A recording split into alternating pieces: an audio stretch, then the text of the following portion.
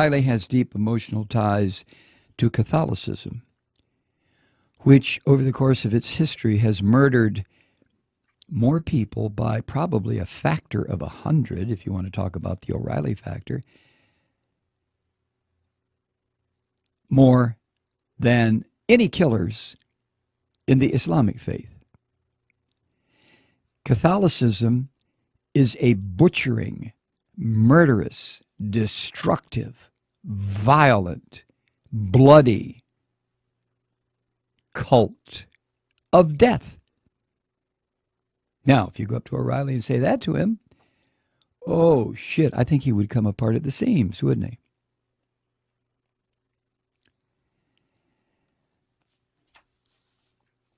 He talked real crappy about Mexican immigrants. In 2003, O'Reilly described undocumented immigrants from Mexico as wetbacks. Wetbacks.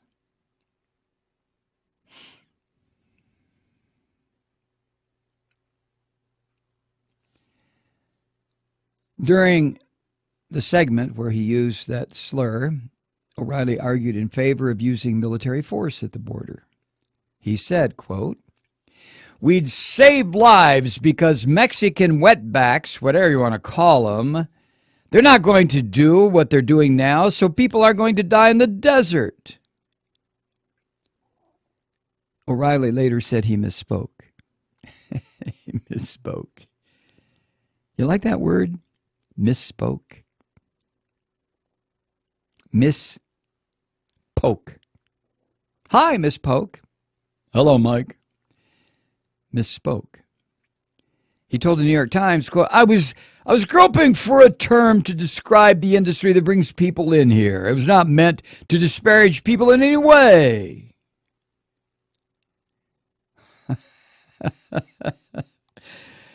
He claimed the slaves who built the White House were well-fed.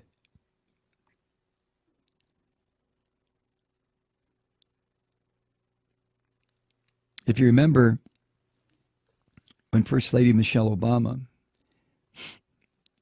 last year made some emotional observations about what it was like as a black woman to live in a house built by slaves.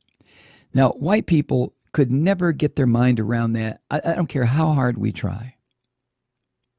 We couldn't. To us, it's an emotional sentence, an emotional moment from the First Lady of the United States, who happened to be African American.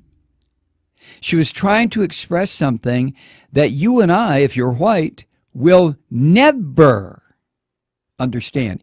It is impossible for you and I to understand that, white people.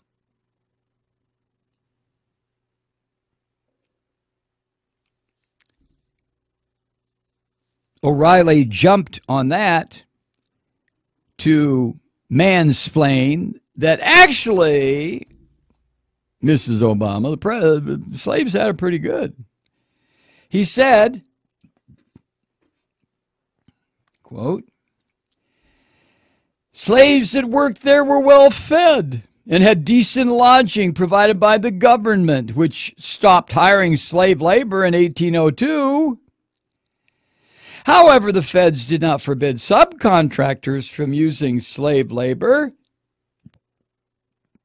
So Michelle Obama is essentially correct in citing slaves as builders of the White House, but there were others working there as well.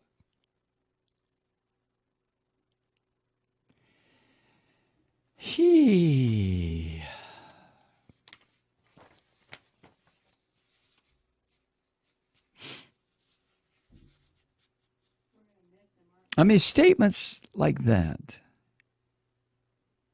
And O'Reilly's not the only one. I've heard of white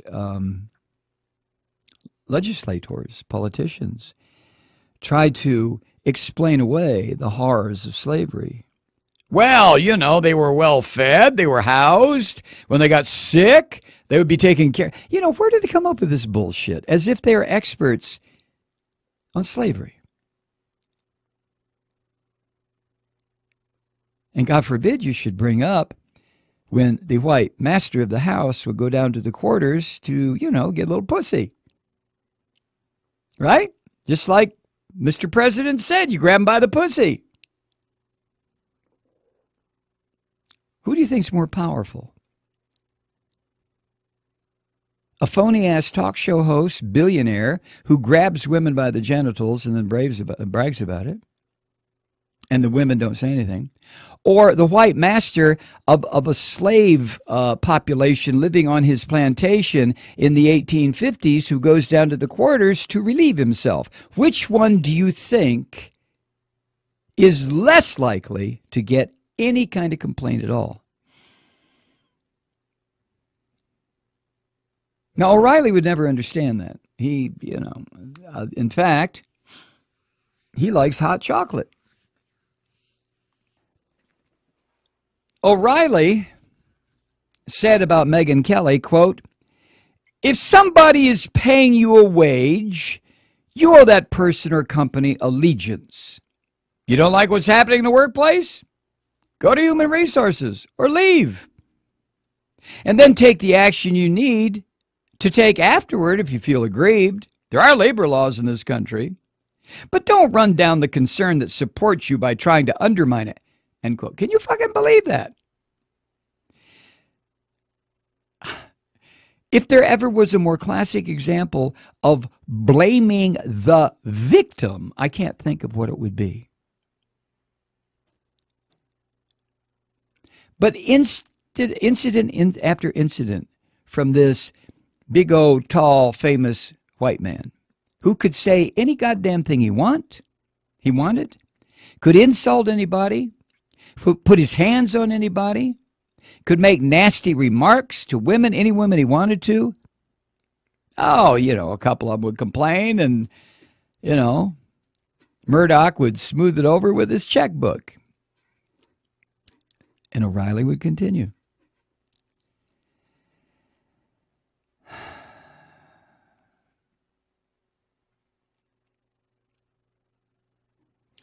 He repeatedly compared marriage equality or gay marriage to marrying animals.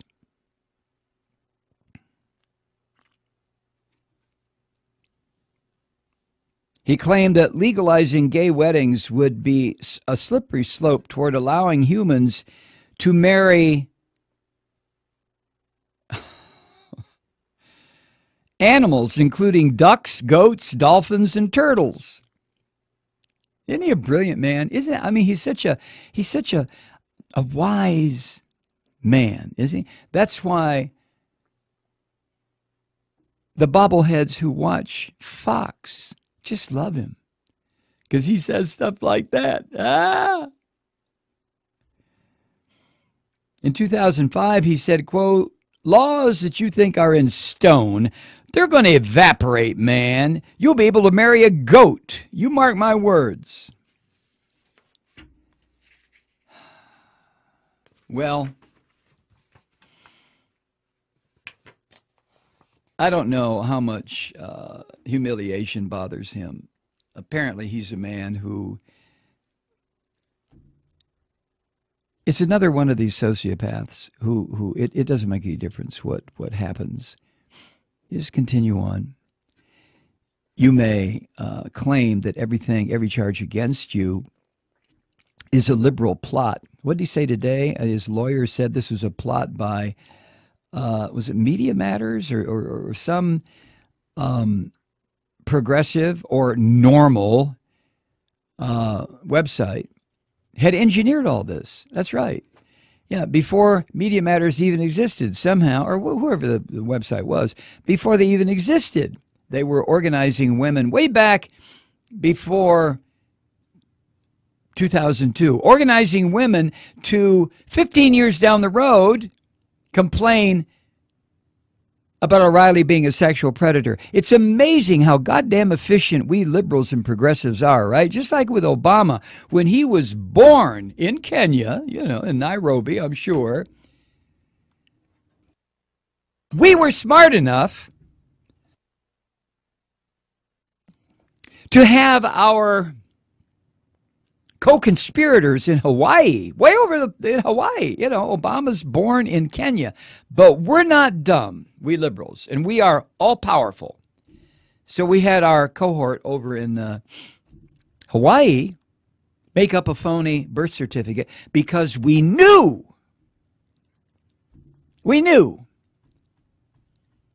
that 45 years later, he was going to be President of the United States. Jesus Christ.